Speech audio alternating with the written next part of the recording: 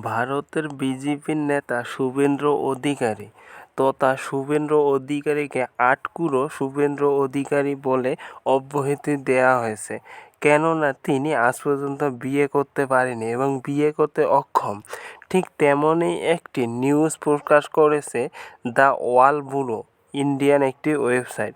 সেখানে বলা হয়েছে শুভেন্দু অধিকারীর ওয়াইফ অর্থাৎ শুভেন্দু বিয়ে করেছেন কি না তার স্ত্রীকে কে তা জানার আগ্রহ বা কৌতূহল রয়েছে অনেকের।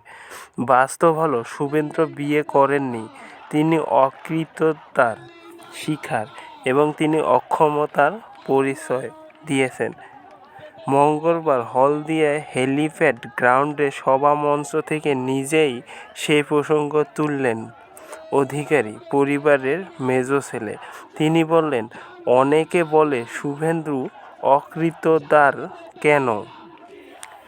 তোমার ভাইরা তো বিয়ে করেছে। এরকম একজন দাপুটে নেতার কথায় এমনটা শুনে অনেকে হেসে ফেললেন, অবাক হয়ে তাকিয়ে থাকেন। কিন্তু এ কথার ভিতরেও যে রাজনীতির বার্তা থাকবে কে জানত। এবং শুভেন্দু যে অক্ষম তারই প্রমাণ মিলে তার বক্তব্য থেকে শুরু করে রাজনীতির দিকে। আমি বর্তমান যুগে রাজনীতিকদের দেখে অকৃতদার নই। আমি সুশীল ধারা, সতীশ সামন্ত, অজয় মুখোপাধ্যায়ের জীবনী পড়ে অকৃতদার। তারা বলে গেছেন, দিবি যদি সর্বটা দে, পুরোটা দে। আমি সেই মন্ত্রে দীক্ষিত তার কথায়। আপনারা নিশ্চিত থাকুন, আমার বাবা মাকে আমি দেখব। তবে বলে রাখি, শুভেন্দুর পরিবার 5 জন 7 জনের পরিবার নয়, গোটা বাংলা ও বাঙালিকে নিয়ে শুভেন্দুর পরিবার।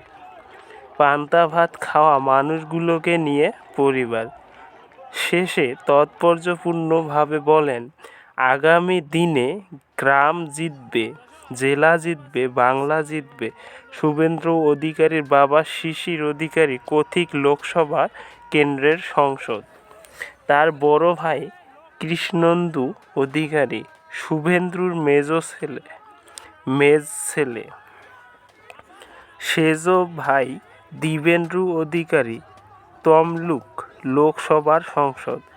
আর ছোট ভাই হলেন সৌমেন্দু অধিকারী। একটা সময়ে শিশিরবাবু তার মেজ ছেলের বিয়ের জন্য যে চেষ্টা করেননি তা নয়, কারণ শুভেন্দুর বিয়ে না হলে দিব্যেন্দুর বিয়ে করবে কী করে। কিন্তু বাবাকে না বলে দিয়েছেন শুভেন্দু। পরে তাকে সে কথা বলার সাহসেই পরিবারের কেউ পাননি। তাই শুভেন্দু অধিকারী শীতকাল এসেছে তার মনের ভিতরে যে পাগলামিটা ছিল তা প্রকাশ পেয়েছে বাংলাদেশকে নিয়ে বক্তব্য দেয়ায়।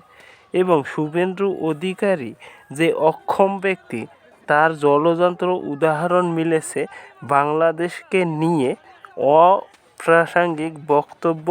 এবং বর্তমান চলতেছে শীতের মৌসুম।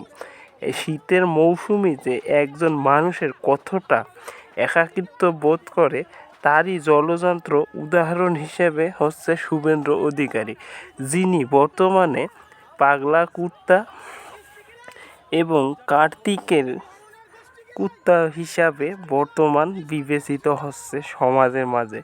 যেখানে তার বিয়ে প্রসঙ্গে তার লোকসভা এবং তার নেতাকর্মীরা অনেক হাসাহাসি করে যাচ্ছে হরহামেশা। এই বলে দ্য ওয়াল ব্যুরো একটি নিউজ প্রকাশ করেছে।